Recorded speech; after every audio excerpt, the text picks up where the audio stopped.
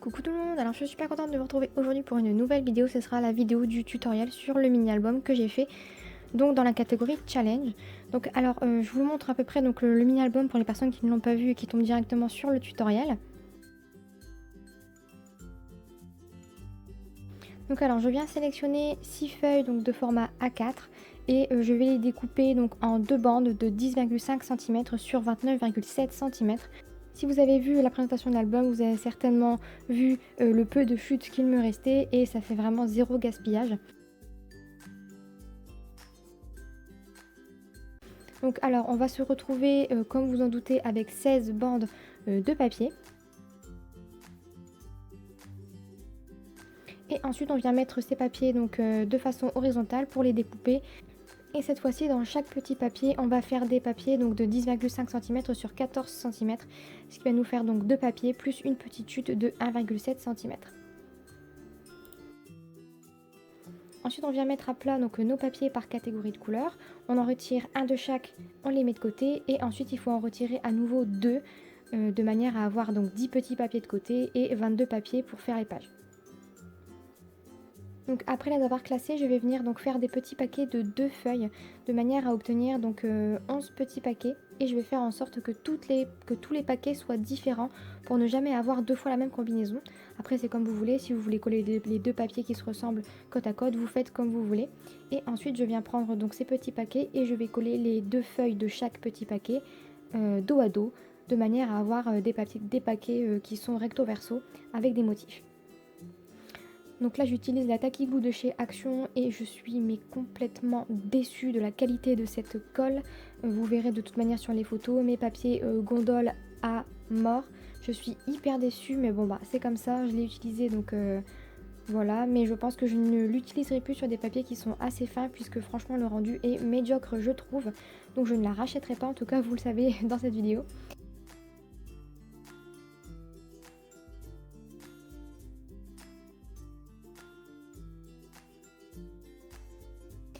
Ensuite, je viens récupérer, comme vous le voyez, les petites chutes de 1,7 cm et je vais encore une fois en prendre une par design.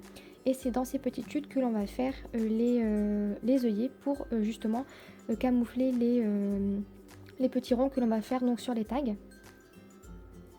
Donc je viens alors perforer 22 petits ronds pour les 22 pages comme vous vous en doutez, mais vous pouvez perforer des ronds dans toutes les petites bandes qui sont à votre disposition, donc les 8. Et on les utilisera par la suite pour customiser, mais en tout cas pour la reliure vous en avez besoin de 22. Une fois que ça c'est fait, donc une fois que vous avez perforé les petits ronds de 1,5 cm de diamètre, je viens prendre ma petite pince pour perforer donc le fameux rond qui va former l'œillet comme vous le voyez. Comme j'ai des petits soucis de poignée, moi je les ai fait avec la crocodile, mais c'était pour vous montrer que on pouvait obtenir les mêmes œillets avec la petite pince et que c'était et que c'était identique. Donc voilà, là vous voyez que mon papier gondole un petit peu et c'est très malheureux. Je suis vraiment déçue pour ça. Mais comme vous vous en doutez, à chaque fois il y a un petit souci dans les mini-albums. Là j'ai eu du mal donc au niveau des collages et des petites découpes. Et forcément il y avait peut-être parfois 1 ou 2 mm qui dépassaient, donc je suis venue les découper.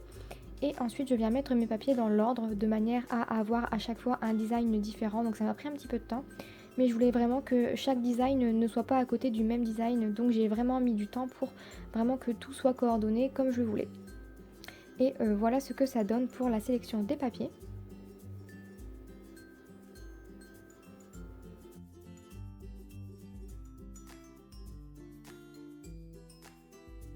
Ensuite je viens prendre la couverture avant et je vais mesurer donc le trou qui servira à faire la reliure. Donc je pose ma règle à 1 cm du bord supérieur.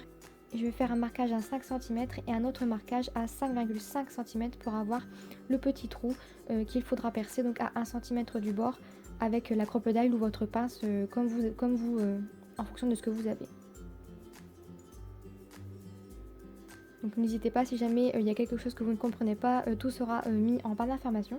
Et donc maintenant que tout est perforé, on va pouvoir passer au collage des petits œillets. Et donc je vais en mettre à chaque fois un différent du design de base. Mais là encore une fois, c'est comme vous voulez. Alors maintenant on va s'occuper de faire la forme de tag. Donc ce que je fais, c'est que je viens mettre ma règle sur le bord supérieur. Je mesure 3 cm à gauche et à droite et je fais la même chose sur les bords gauche et droite sur lesquels je mesure 3 cm en partant du haut également, de manière à faire des petits triangles que l'on va ensuite découper pour obtenir la forme de tag. Donc c'est aussi simple que ça, j'ai pas cherché plus loin, j'ai juste fait des petites mesures bien symétriques pour avoir vraiment ce format-là.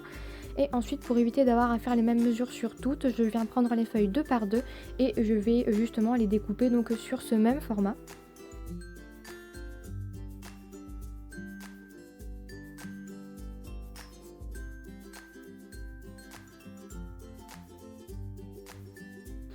Donc je prends soin de bien garder tous les petits triangles puisqu'on va les réutiliser. Et ensuite, je viens récupérer, comme vous le voyez, les petites feuilles que l'on avait mises à part. Et je viens donc former mes petits éléments de décoration.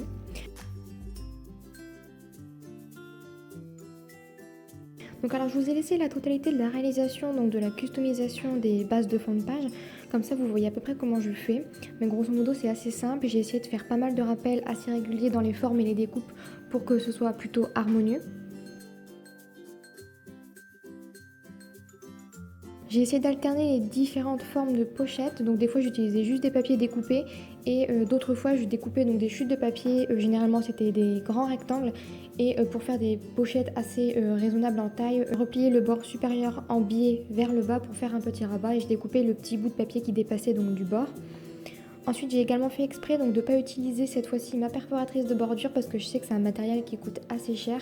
Et comme ça, je vous montre aussi que c'est possible de faire donc des jolies pochettes et des jolis rabats sans forcément avoir de perforatrice de bordure. Donc j'ai juste fait des petites vagues ou alors des petits triangles pour faire des bords assez sympas et pour changer aussi des bords droits.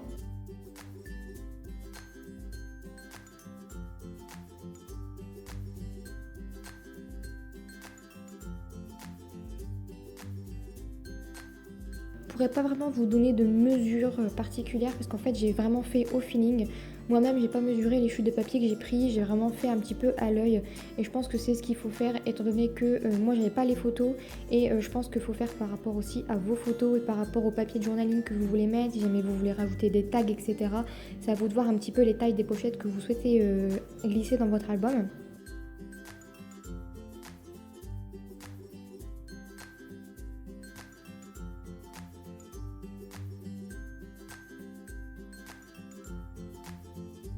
Ensuite, si jamais vous avez suivi la présentation, vous savez que c'est un mini qui a deux sens, puisqu'il se lit donc dans un sens, puis quand on le retourne, il est toujours à l'endroit. Donc je ne sais pas si vous me comprenez, mais en tout cas, vous l'avez vu dans la présentation. Si vous ne l'avez pas vu, je vous mets la vidéo en barre d'informations. Mais du coup, je prends bien soin de faire toutes les pages une à une dans un sens, puis dans l'autre, et de temps en temps, je laisse des pages blanches que je vais sûrement customiser par la suite, ou alors les laisser blanches pour mettre des photos donc en pleine page. Après, vous pouvez vraiment faire ce que vous voulez avec ce mini-album. Si jamais vous souhaitez ne pas le customiser avec les chutes qu'on a récupérées au début, vous pouvez également les utiliser pour rajouter des pages. Donc moi, j'ai mis 10 papiers de côté. Donc si jamais vous le souhaitez, vous pouvez donc rajouter 5 pages à votre album, ce qui fait que ça fait quand même un gros album. En tout cas, vous pourrez mettre pas mal de photos si vous le souhaitez. Moi, j'ai préféré les utiliser pour customiser parce que je me dis qu'au moins, il n'y a pas de faux raccord et que tout est dans le même thème.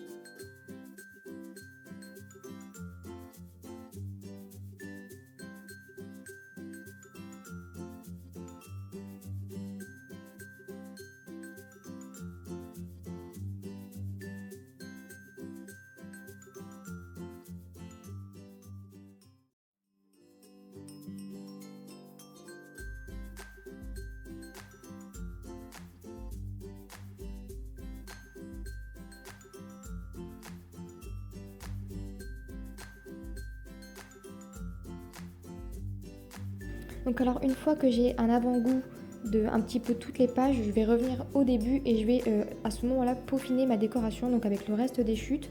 Donc je vais notamment insérer les petits triangles que l'on a gardés au début. Je vais également insérer les petits ronds qu'on n'a pas utilisés pour faire les œillets et je vais également utiliser les dernières chutes qui restaient, le but étant quand même de récupérer le maximum de choses. Donc alors en ce qui concerne les petits triangles, donc il y en a certains que j'ai retaillés parce que je voulais pas forcément qu'ils aient tous la même taille et puis comme vous avez vu au début j'ai eu un petit peu de mal avec les découpes, donc il y avait des petits triangles qui avaient des bords blancs donc j'ai voulu les retirer.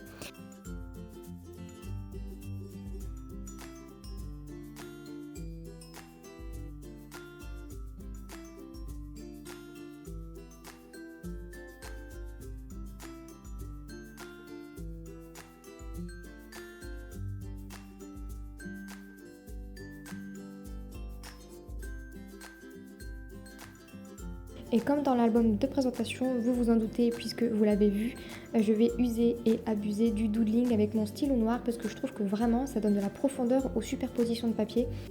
Et comme dans le premier album, de temps en temps, je vais mettre un petit peu des éléments sur mousse 3D pour donner vraiment un peu plus de relief. Et je vais intensifier ce relief en mettant du doodling sur le tour.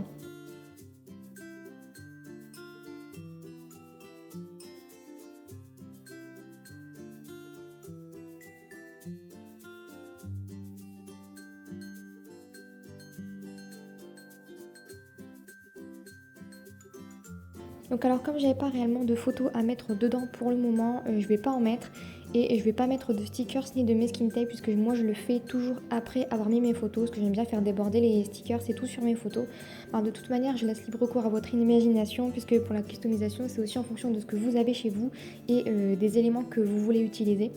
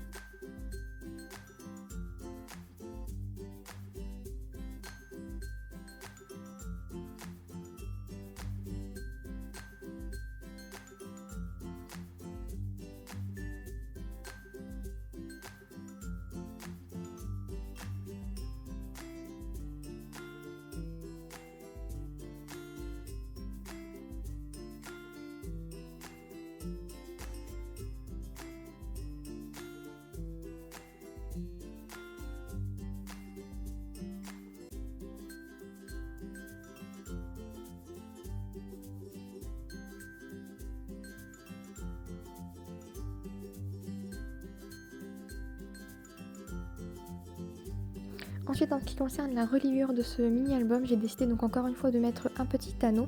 Mais comme je l'ai dit, si jamais vous n'en avez pas, vous mettez ce que vous avez. Vous pouvez mettre encore une fois un petit morceau de ruban ou de l'organza ou ce que vous avez chez vous.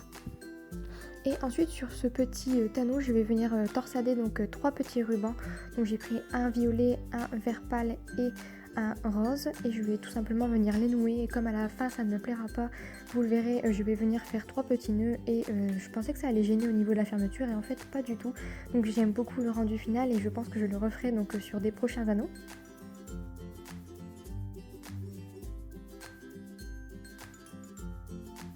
Alors voilà, c'est terminé pour cette petite vidéo. J'espère vraiment de tout cœur que ce tutoriel vous aura plu.